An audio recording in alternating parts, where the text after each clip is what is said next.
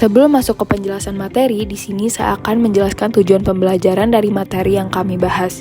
Yang pertama, yaitu memahami hakikat dan karakteristik globalisasi kontemporer serta dampaknya terhadap dunia kerja. Yang kedua, menjelaskan peran perusahaan multinasional atau MNC dalam ekonomi global. Yang ketiga, menganalisis implikasi globalisasi terhadap praktik manajemen SDM internasional atau MSDM internasional. Yang keempat, yaitu membandingkan berbagai perspektif dalam perdebatan globalisasi. Yang kelima, yaitu memahami pengaruh sistem nasional, budaya, dan institusi terhadap praktik HRM lintas negara.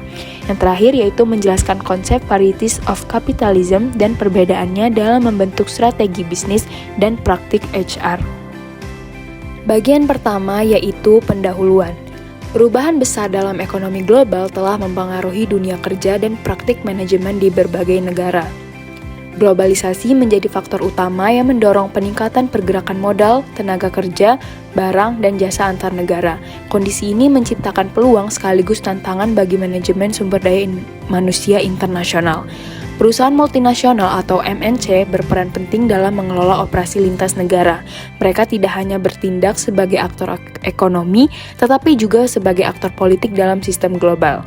Bab ini membahas sistem globalisasi kontemporer serta implikasinya bagi manajemen dan pekerjaan, sekaligus memperkenalkan kerangka konseptual untuk memahami manajemen sumber daya manusia internasional.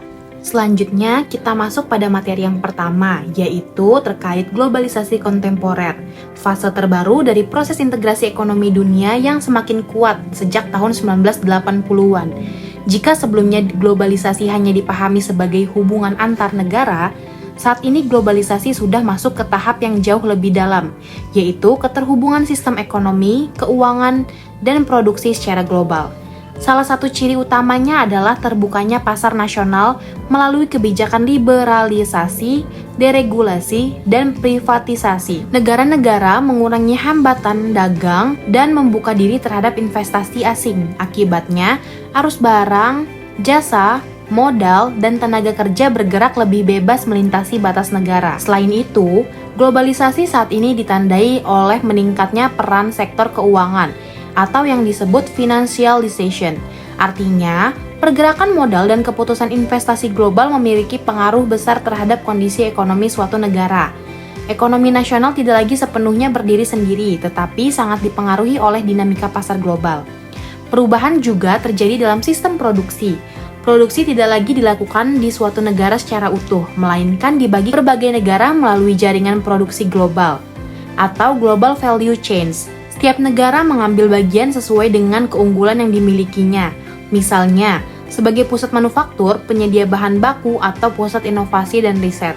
Dalam kondisi ini, perusahaan multinasional memiliki peran yang sangat besar karena mereka mengelola jaringan produksi dan investasi lintas negara.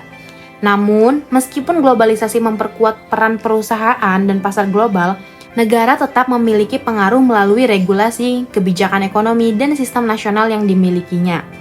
Dengan demikian, hakikat globalisasi kontemporer bukan hanya tentang meningkatnya hubungan antar negara, tetapi tentang perubahan struktur ekonomi dunia yang membuat negara, perusahaan, dan pasar global saling terhubung dan saling bergantung.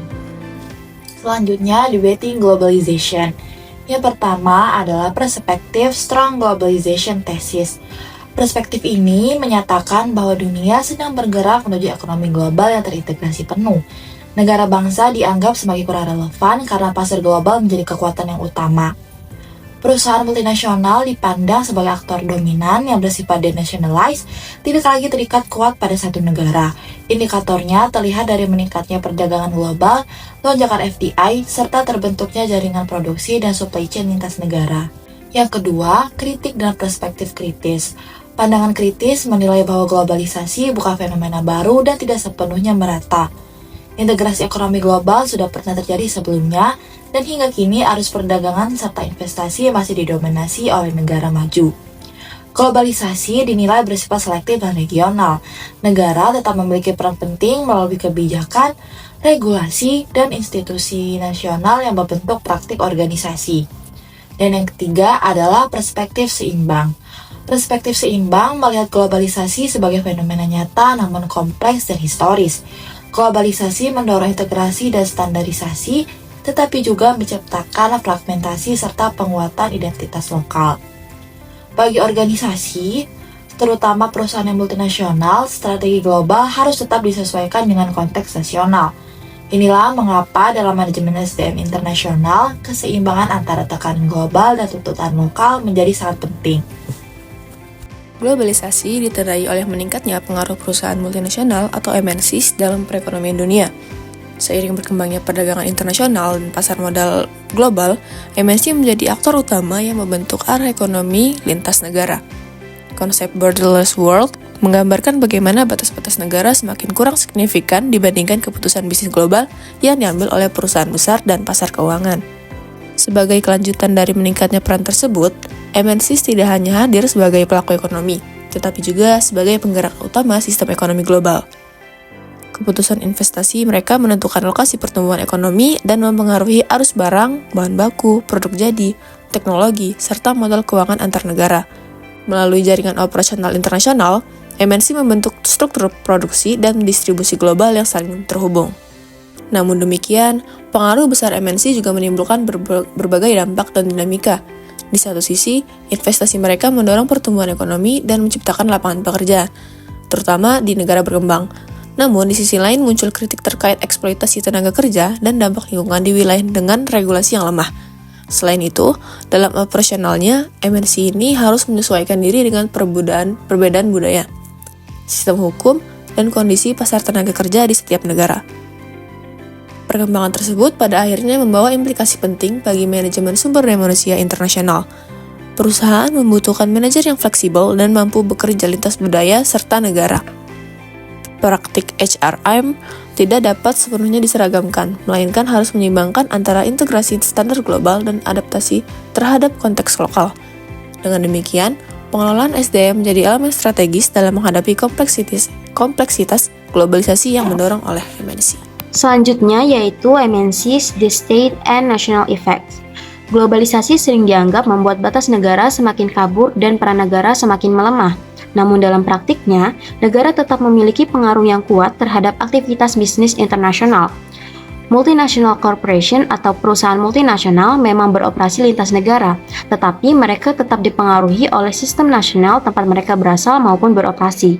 Inilah yang disebut sebagai national effects, yaitu pengaruh karakteristik nasional terhadap praktik bisnis dan manajemen sumber daya manusia. Negara masih berperan dalam regulasi ekonomi, sistem ketenaga kerjaan, perlindungan hukum, pendidikan tenaga kerja, hingga stabilitas politik, yang artinya globalisasi tidak menghilangkan peran negara, melainkan menciptakan hubungan saling ketergantungan antara MNCs dan negara. Salah satu pendekatan yang menjelaskan perbedaan praktik manajemen antar negara adalah culturalist perspective. Pendekatan ini menekankan bahwa budaya nasional membentuk nilai, norma, dan perilaku dalam organisasi. Budaya mempengaruhi gaya kepemimpinan, sistem penghargaan, hubungan atasan dan bawahan, serta cara pengambilan keputusan.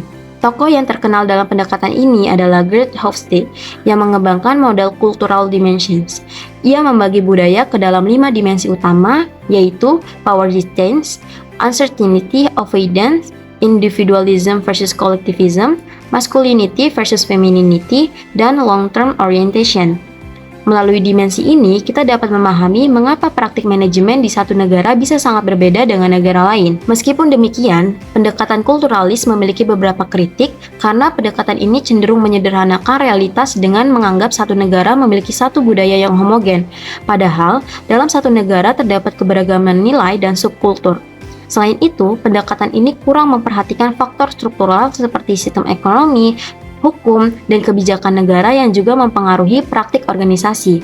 Oleh karena itu, muncul pendekatan lain yang disebut institutional perspective. Pendekatan ini berargumen bahwa praktik bisnis dan HRM tidak hanya dibentuk oleh budaya, tetapi juga oleh institusi nasional seperti sistem hukum, pendidikan, keuangan, hubungan industrial, dan kebijakan kesejahteraan sosial. Dalam konteks ini dikenal konsep functional equivalence, yaitu gagasan bahwa tidak ada satu praktik terbaik yang berlaku universal. Praktik yang berbeda bisa sama efektifnya selama sesuai dengan konteks institusional masing-masing negara. Perbedaan sistem nasional ini juga dijelaskan dalam teori varieties of capitalism. Negara-negara seperti United States, dan United Kingdom dikategorikan sebagai liberal market economies atau LMA yang menekankan mekanisme pasar, fleksibilitas tenaga kerja, dan persaingan tinggi dengan orientasi jangka panjang. Sebaliknya, negara seperti Jerman dan Jepang termasuk Coordinated Market Economies atau CME yang mengutamakan koordinasi antar institusi, hubungan industrial yang kolaboratif, pelatihan vokasional yang kuat, serta orientasi jangka panjang.